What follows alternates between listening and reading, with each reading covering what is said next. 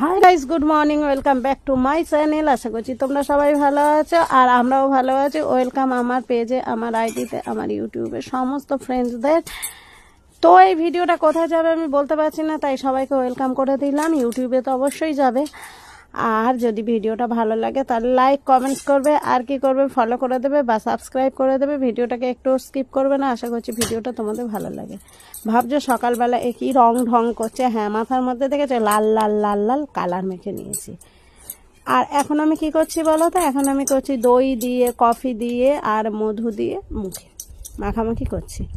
তো এই মাখামাখিটা বোধহয় দীর্ঘ 2 বছর পরে করা হচ্ছে। তার কারণটা হচ্ছে যে আমি এরকমই মানুষ, কোথাও যাব বললে তখনই তাড়াতাড়ি করে, মানে 2 মিনিটও মুখে রাখার টাইম নেই, ঝপ করে লাগাবো, ঝপ করে ধোবো। তাতে আমার কোনো ভালো রেজাল্ট হোক আর না হোক যায় আসে না।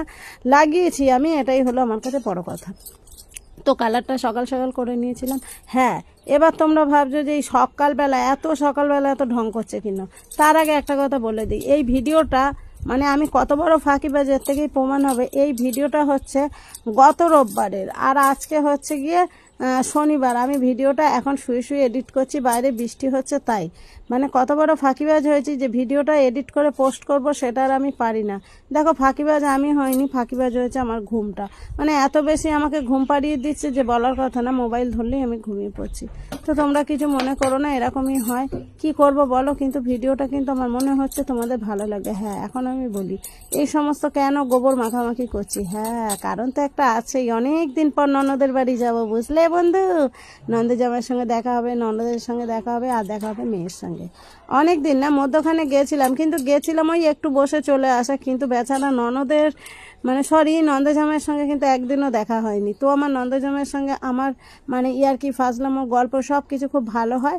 ভীষণ ভালো একটা ছেলে, আমি ভীষণ ভালোবাসি, ছোট ভাইয়ের মতো। তো আমি নাম ধরেই ডাকি। তো চলো সেখানে যাব, তাই একটু সাজুগুজু করে নিচ্ছি। অনেকদিন পরে বুঝতেই পারছো, মানে জীবনে গায়ে তো একটু সাবান মাখতেও ইচ্ছা করে না। তারপরে আজকে আমি ভাবলাম যে আমি বিশ্ব সুন্দরী হয়ে যাব 2 মিনিটের মধ্যে। তো দেখা যাক কতটা সুন্দরী হতে পারি। আমার বন্ধুরা আমাকে বলে আমি এমনিই নাকি, মানে দেখো গর্ব করে বলছি না, রাগ করো না, এমনিতেই নাকি সুন্দর। তো যাই হোক, তোমরা আশীর্বাদ করো, বিনা সাজে বিনা সব কিছুতে আরও যেন সুন্দর হতে পারি। তো ভিডিওটা পুরো দেখো। এই তো মাখামাখি পালা শেষ হয়ে গেলে এরপরে হচ্ছে আরও তো কাজ আছে। দাঁড়াও, কত যে কাজ করব তার কোনো শেষও নেই, তার কোনো শুরুও নেই।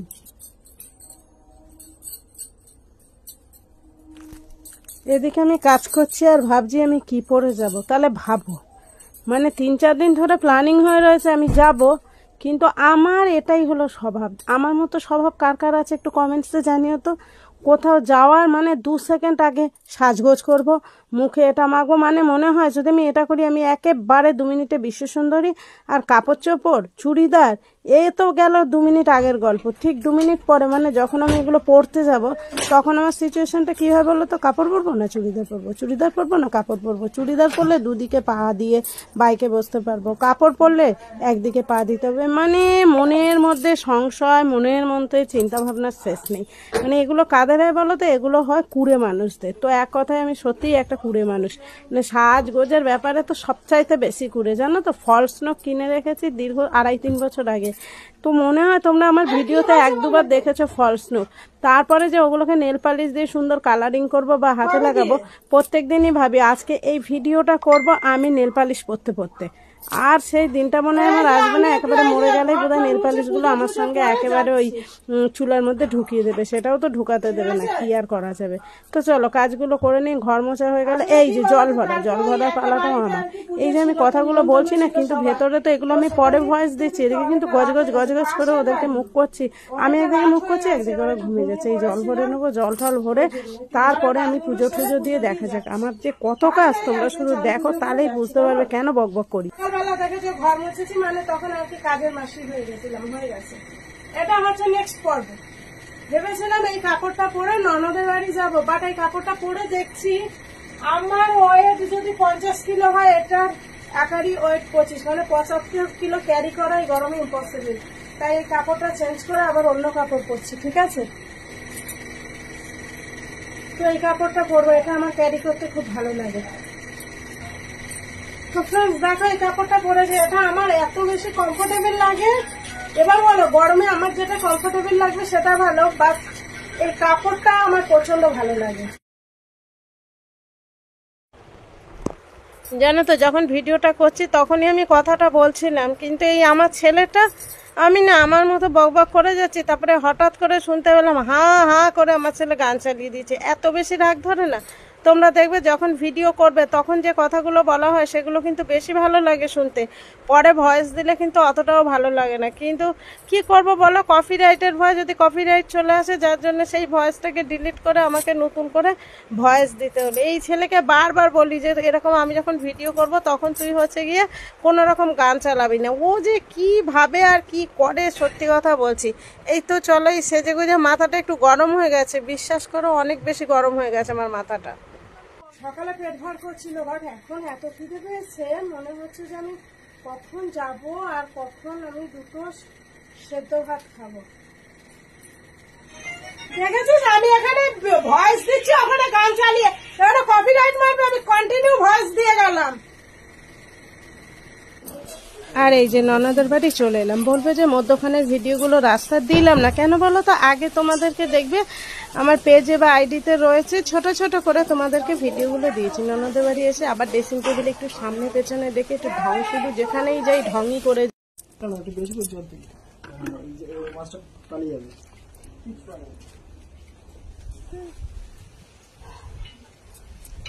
আছে হ্যাঁ, এই জলটা ঠিক আছে, ঠান্ডা ঠান্ডা। আমি যে জলটা নিলাম বেশ গরম। মানে আমরা কত বড় নিতে হয় না, এদিকে তুলছি মারবো বলে, এদিকে আবার বলছি ঠান্ডা জল গরম জল। কি বাবা হয়েছে অনেক।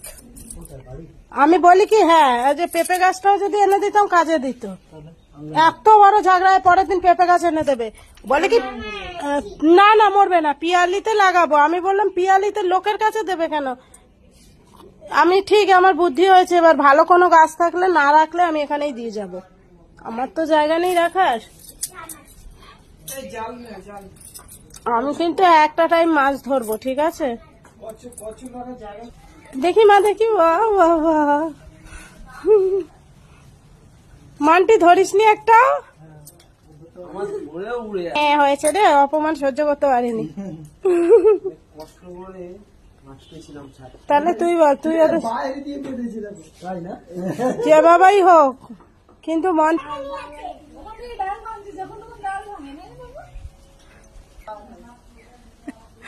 বাহ, বাবা তিনটে অগুনছে। এই তো আমি করছি তোমার কাজ।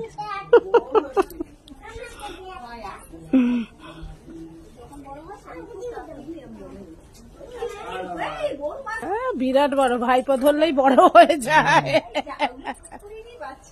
অন্যরকম একটা এটা, তাই তো মনটি পড়ে গেছে।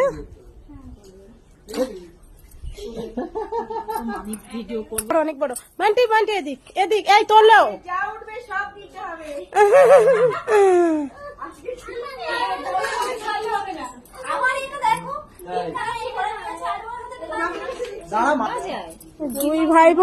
দুই ভাই বোনকে দেখে ওই দিকে দুই ভাই কি বলবে জানি না, মিস করবে।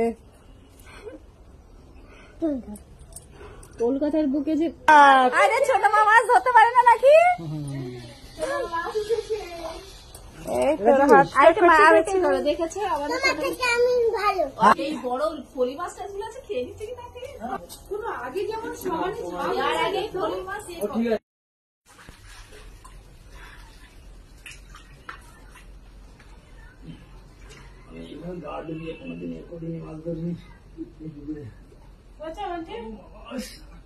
ঠিক করে ধর। হ্যাঁ এদিকে ক্যামেরাটা নিয়ে আয় না, পিছনে দেখা যাচ্ছে না, উঠা উঠা। It's underground operation.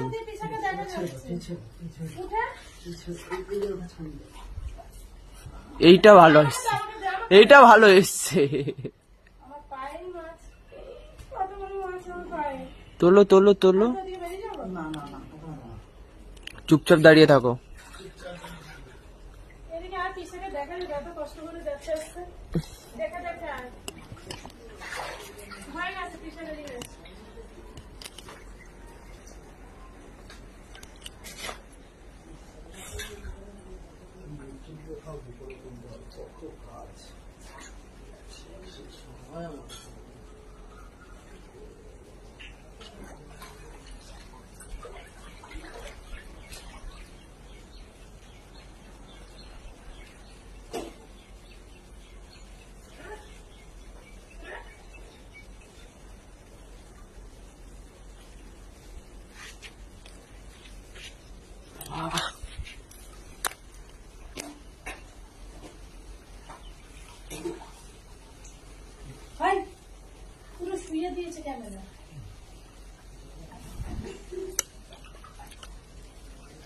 কলা গাছের পেতনি।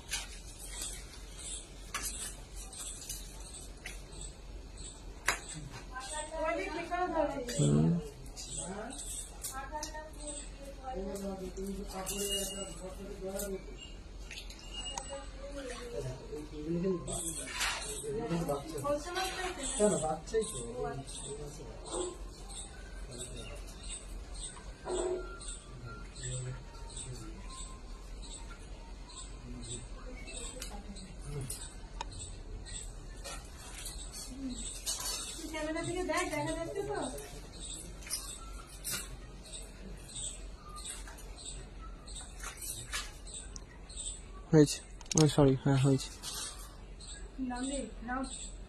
জলে দাও একটু।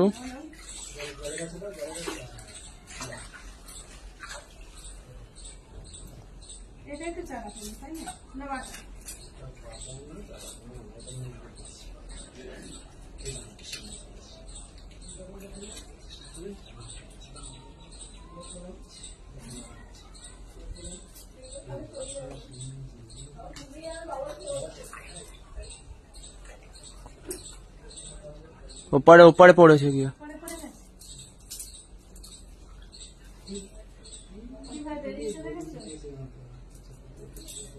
এ লাফিয়ে লাফিয়ে আসছে, ও নিচে পড়ে গেছে।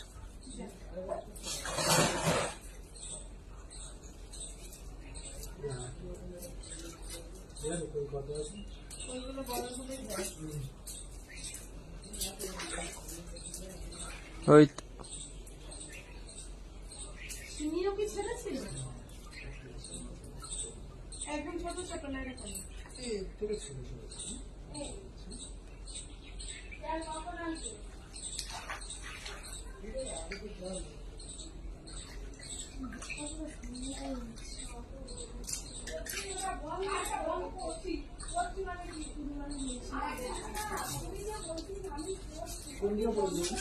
ওই ইয়ের দিকে, ডান দিকটায়। হ্যাঁ।